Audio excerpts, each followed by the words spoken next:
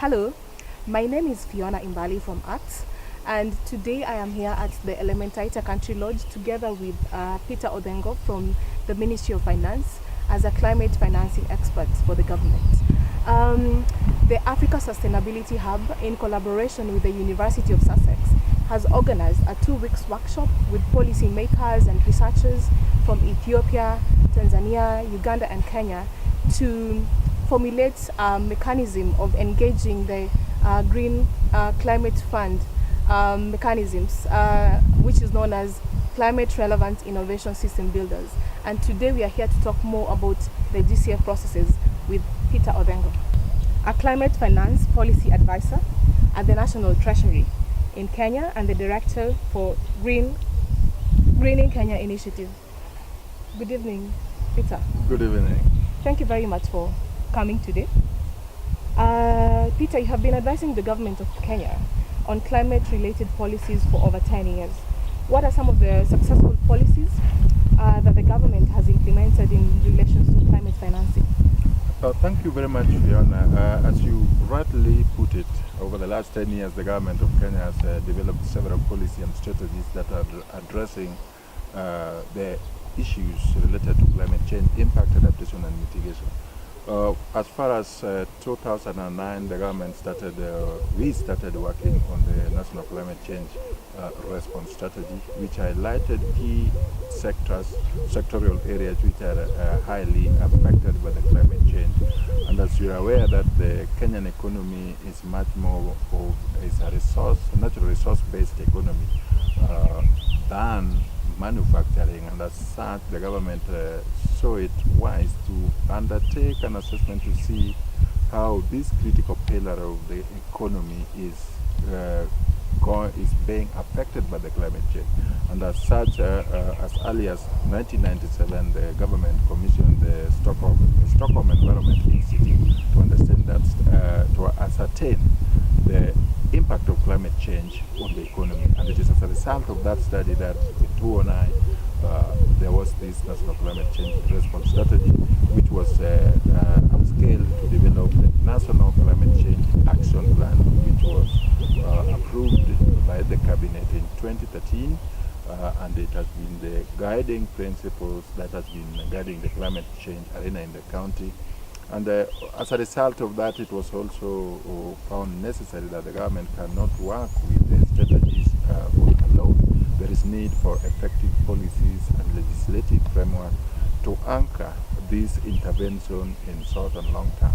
And as a result, in 2015, the government also came up with the National Climate Change Policy. And then in 2016, there was the National Climate Change Act.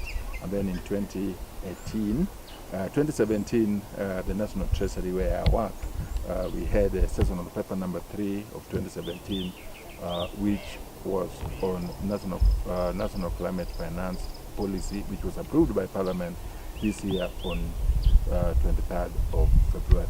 So when you look at that, and also including the National Green Economy Strategy and also Vision 2030, and the MTEF, Medium Term Expenditure Framework, definitely we have good policies and legislative framework to enable us move towards a green, low-carbon economic development path in this country. Thank you very much. Africa only got 2% of the clean development mechanism investments, while countries like China got over 50%. What are the challenges facing African countries with regards to accessing some of these global funds, and more so Kenya? Definitely, there are a lot of African countries have got a lot of challenges in accessing this global climate-related finance. First of all, the design of the clean development mechanism was very complex and requires a lot of resources which many countries in Africa which are developing could not afford. For example, just developing a CDA project was costing up to the tune of $250,000 which is already being deducted on the project. And as a result of that, you find that the complexity and the lack of capacity and information on how it was done made many countries not to access those resources. In addition, you also know that the global geopolitics of climate change is rapidly changing, and many countries in Africa are either slow in grasping such kind of global scenarios, and you will find that climate CDM and also joint implementation mechanisms which followed joint credit mechanism of Japan. Those passed Africa, and the countries like China, South America, countries like Brazil really, because they had internal processes and capacity, really benefited. It is as a result of that the developing countries, particularly of African small island nations, thought that things need to be changed. And also, finally, most of these resources are also hosted within the multilateral organizations, which have got their own internal complexities. So it is on those accord that Africa missed out in CDM and other related ones. But we are happy that we are catching up, and within this new mechanism, both bilateral and multilateral, Africa is now doing a little bit better than it we did during the climate change mechanism. Thank you very much. Well, after the CDM, then the GCF came about, the Green Climate Fund, which was established to mobilize climate finance support on mitigation and adaptation during the COP 2016. During the COP 16, sorry. Could you please give a general overview of the GCF landscape in Kenya and the specific roles of the NDAs? Definitely, the GCF landscape in Kenya is better than what Kenya did within the Kyoto Protocol and also the Clean Development Mechanism. You can remember that Kenya was number 33 in the global list for those countries that had already set up their national designated authority. Because within the GCF structure, for a country to access resources from the GCF fund, they must have a national designated authority or focal point, which we had in 2014. Then there must be accredited entities within the country, which also we had as early as 2015. And then also the country must also have a structure and a framework and legislative systems which enable the stakeholders' participation, engagement, follow-up, and tracking of the climate finance resources in the country, which we definitely have. And as you can remember now, Kenya is one of the first countries in the world where the GCF money was spent to do the project which was approved in 2016, Kawisafi Fund. And then also Kenya is also one of the few countries that has got GCF National Adaptation Readiness Plan Fund of 3 million, which is just going on. Kenya has got a number of several readiness, GCF readiness program, which was also financed through the DIZ and also with the Korean. So I think we are doing a little bit better than what we did in the past. And as I'm talking now, there are several projects which have been approved, which are supporting Kenya in terms of real project development, and they are significant inside, which are now coming up. Well, thank you very much. There are various stakeholders definitely who want to engage in the climate processes, but do not really understand the nitty-gritties of the GCF. What are the key programmatic areas that GCF is looking to tap into with the various players in Africa? Definitely, the GCF has got very clear focus, 8 result areas. And those result areas, if you look at the design of the GCF, the funds are supposed to finance adaptation and mitigation measures in equal basis. And that fund is also, the GCF is supposed to provide the resources equally globally and supporting equally both small vulnerable countries and small islands, like for African equally. So what is important is that the stakeholders need to liaise critically with the NDAs, because within the GCF, the country ownership is top in the agenda priority. Without having a country-driven process, countries will not be able to access these resources, because ownership and also co-financing and ensuring that the GCF result area for the emission reduction, the tons of carbon equivalent, which is reduced by their resources, is very significant. And if you look at the design and also the requirement of the GCF is not funding entirely developmental. GCF is financing actions and projects and programs based on country strategic program, which is aligned to the country's strategies. For example, national determined contribution, NAPS, NAMAS, policies and framework. So those areas are already with us, and the stakeholders are always encouraged to be consulting or be working closely with the national designated authority, and also consulting with accredited entities, because it is the responsibility of the people and the stakeholders to generate those projects, and then the projects are being fine-tuned together with the accredited entities and then brought to the NDA, and there is readiness support also provided for project preparation facility in case there is weaknesses or lack of capacity at the county level. So I see the GCF framework and arrangements as a very robust and also facilitative, and also taking the needs of the countries into action. So awareness still needs to be increased, but also the in-county capacity also needs to be strengthened effectively. Thank you very much. You've mentioned that, of course, the accredited bodies are very critical in these processes. In Kenya, how many of them do we have?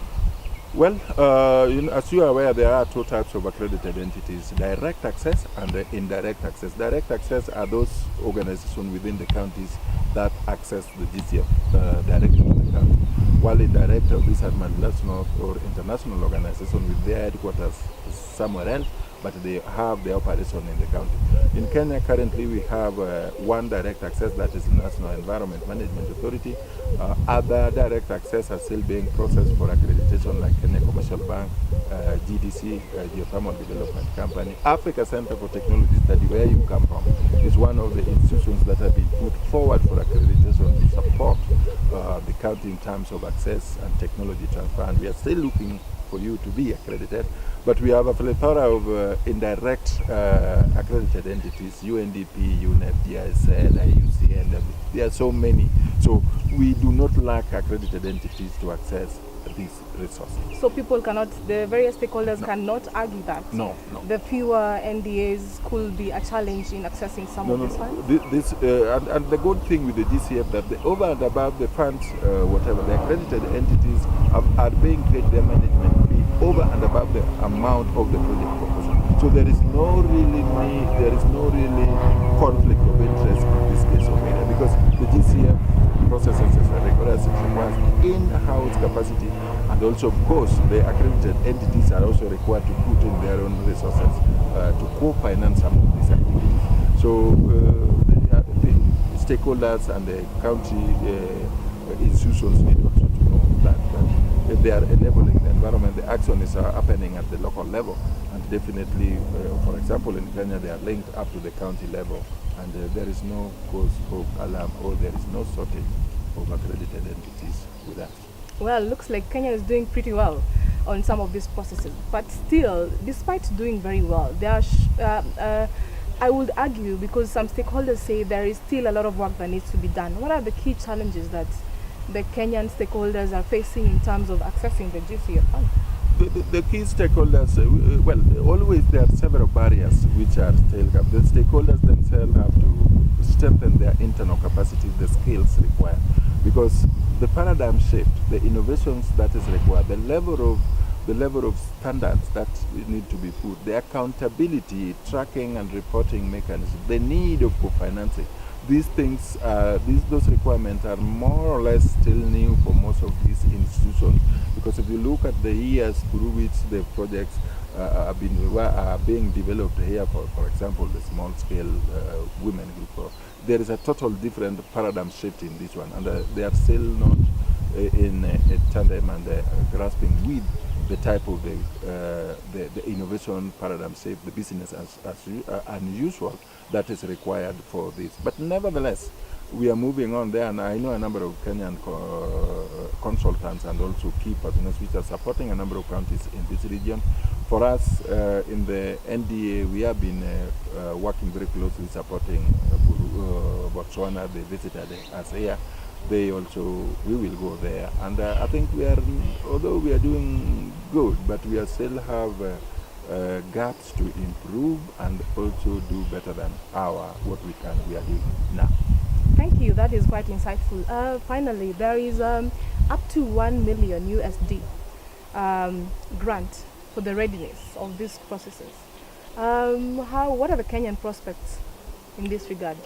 already the Kenya already the NDAs had all got its 150,000 approved. The NEMA is getting its 347,000 for the project preparation facility. They're also within the readiness support of 1.3 million, which we have already got for capacity building. A number of our teams, the NDAs, the accredited entities, have already been trained using this readiness support. But of course, the processes are also quite tedious, and annually we are supposed to get it. And even within the GCF itself, there are a number of changes that need to be done to enable the countries access their 1 million readiness support without putting a number of barriers and requirements, because this is a support to build the capacities of the NDAs and the direct access, and it's not a proposal. And the underlining factor that there is a mismatch between what quick readiness support need to be. There's some kind of mixing it with the full proposal, but we will deal with that. Thank you very much. Thank you very much. Thank you very much. Looking forward to more conversations on climate change and financing. Great. Thank you. Merci beaucoup.